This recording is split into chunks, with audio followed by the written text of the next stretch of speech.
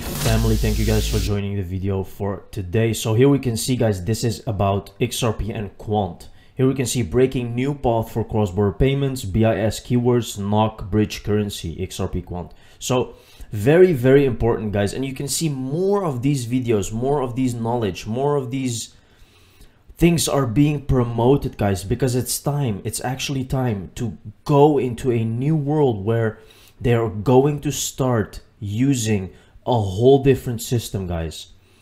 You will see everything change this year, guys, and I'm talking about major changes in economy, right?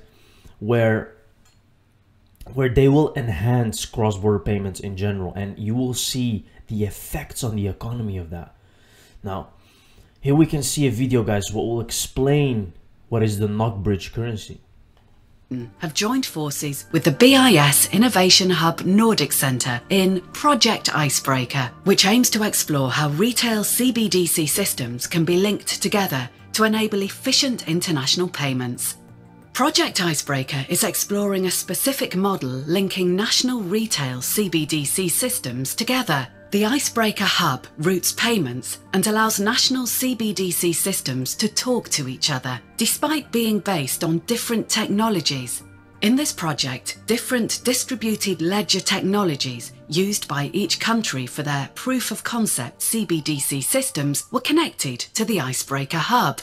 Let's see how this works. Say Alice in Stockholm wants to send money to Noah in Tel Aviv to pay for a camera she bought online. When she enters Noah's payment address and the amount into her mobile app, the Icebreaker Hub helps her find the best available exchange rate. This is calculated from the rates foreign exchange providers submit to the Icebreaker Hub. Alice's payment is then broken down into two payments, one in Swedish e-krona to a foreign exchange provider in Sweden, and another in Israeli digital shekels from the foreign exchange provider in Israel to Noah. These two payments are coordinated using a form of digital escrow known as a hash time locked contract, HTLC. The payment from Alice to the foreign exchange provider will only be released if the foreign exchange provider has paid Noah. If no foreign exchange provider can exchange Swedish e-krona for Israeli digital shekels, the Icebreaker Hub will find a bridge currency, for example Norwegian krona, that can be exchanged for both Swedish e-krona and Israeli digital shekels, and will use that to bridge the gap.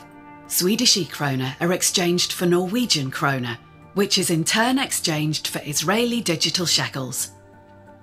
The hub will always choose the payment path that is cheapest for the payer. Now this shows you guys what they are experimenting with and what they are doing. Of course, it doesn't make sense to use NOK in this example to actually change from there to there, because you can just use XRP, right? But they are showing you what is possible here. They are not going to show you that XRP is in the middle here, guys. They don't want you to know that. That is the whole point. But you can see where they're going to. And this is similar to Liquidity Hub that Ripple actually has. We have never seen anything like this before. This is the first time they talk about bridging a currency into another currency. And it's just coincidence, because Ripple is in a lawsuit which is almost finishing. They have Liquidity Hub, which is working exactly the same way as this works, right? Now think about that. You have to start drawing the line here, guys. Banks must now complete their transition to the new format by June 2023 ISO 222 XDC XRP XLM. Now, why do you think that this ISO 222 is going to be implemented? Just because of what I showed you, guys. This video actually shows you that they have to be compatible with each other. They have to be able to send messages to each other, even if they're using different technologies, right? And notice how she also mentioned distributed ledger technology, which is XRP, right? Now, these CBDCs will be made on XRP, on the Ripple network, on XRP ledger. And that is why it is using XRP as transaction fees as well, right? So you can see, guys, all the things that we have been talking about are literally happening right now. Here we can see a paper recently published by the IMF mentions XLM and XRP, right? Trust bridges and money flows, a digital marketplace to improve cross-border payments. Here we can clearly see another question is whether the public or private sector should be or will be involved. While the most efficient or socially desirable setup may be debated, the private sector is rapidly building this infrastructure. Three models arise: a private settlement asset and marketplace such as Ripple's XRP, an open source marketplace such as Stellar Foundation, or more recently DeFi networks, right? They prefer the first one. That's also what they say in this paper, that they prefer a private settlement asset, right? So again, when you draw all the connections here, guys, you can see what is happening. The SEC is making shit up as it goes regarding anything crypto. In the Ripple XRP case, they argued Hinman's speech was a personal opinion, not guidance. When the judge ordered the emails discoverable, they flipped and argued it was guidance from corporation finance. When I asked the judge for leave to leave file to motion to intervene, they told the judge I was misinterpreting the SEC's allegations, and because the SEC was not alleging XRP itself is a security, then in response to my motion to intervene, the SEC said XRP itself represents the security. This is why the industry must unite and coordinate fighting back, both defensively and offensively. Any existing asset can be packaged, marketed, offered, and sold as an investment contract other than an ICO scenario. The SEC does not have the law on its side. So what John is saying here, guys, is very important. He's saying that everyone has to unite and fight for this, because the only way that you're going to win this situation here, and not the only way, but if you're quiet, nothing else changes, guys. And what this guy is doing is very important for the XRP space.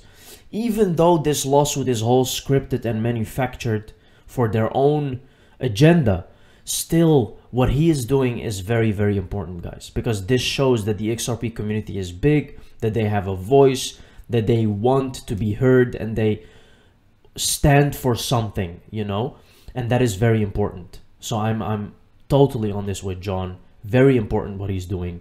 The tightening of retail investor access to crypto will only tighter and tighter. Make like a bandit, load your bags and disappear. Now, basically, what you can see here, guys, is a video where they want to make tighter regulations for retail investors. Now, just think about this for a second, guys. The world we are about to enter here, right? Everything is changing. Now, you can clearly see that regulation is a big part of this year. It will be a very big part. Even if you believe it or not, the evidence is clear.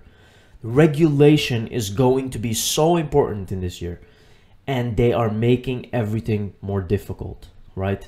In America, you can already not buy XRP on an exchange. Now think about that for a second. What if that happens worldwide? What will happen? You will be literally out of the opportunity. That is why I always say that there is no time left, because you cannot know when this will actually happen. People really think that they just have all the time and that nothing will change. That's the problem with people. They always react when it's too late, right? It's with opportunities, it's with everything.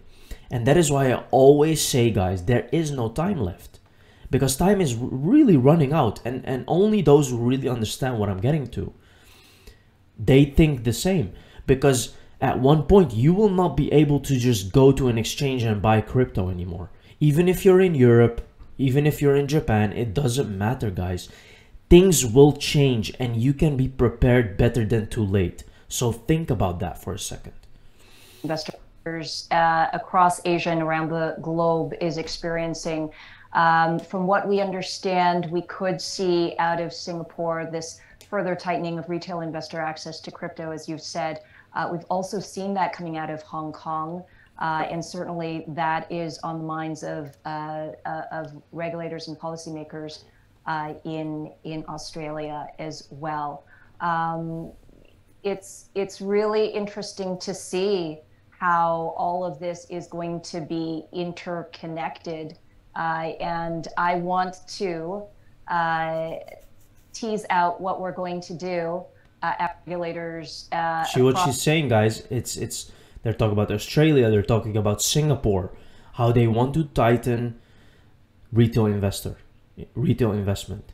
So be careful, because time may be running out for you. If you think that, oh, I'll just buy XRP next month or the month after, you know, things can change really, really quickly. Thank you very much for watching this video, guys. See you in the next one. Cheers.